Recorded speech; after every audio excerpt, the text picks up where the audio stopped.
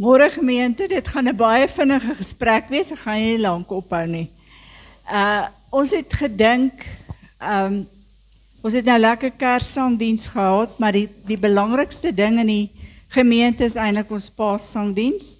En ons wil regtig vir die gemeente en vir die gemeenskap 'n geleentheid gee om saam met ons hierdie wonderlike gebeure te herdenk, deur sang en deur goed.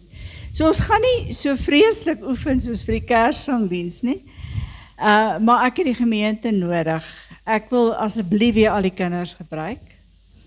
En vir al die dogters wil ek vra of as hulle kan volgende Sondag net te begin, ons gaan 'n lied interpreteer, dat hulle net begin oefen daaraan.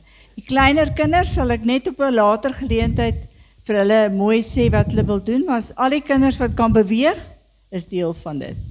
Dan het ek 4 voorlesers nodig, 4 dames wat dalk voel hulle kan vir my voorlees. Ek het 7 disippels nodig, ek het reeds 2, so 5 manne wat wil aanmeld, asseblief, julle kan my help. En dis dit, die res moet die gemeenskap uitnooi, saam met ons die 22ste Maart, die Sondag voor die skool sluit, gaan ons dit doen, saam met Chrissies Meerwee. Dan die ander dames, die vrouediens het altyd mense nodig, ons gaan skons bak en, Hannetjie, is ek reg?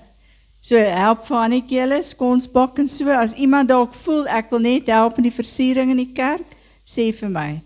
So ons wil graag as gelowiges hande vat, en vir die Here sê, ons wil hierdie geleentheid skep vir 'n gemeenskap, om ook die Paastyd te herdenk. So die ouens wat voel hulle kan my help, kom gee net vir my julle name.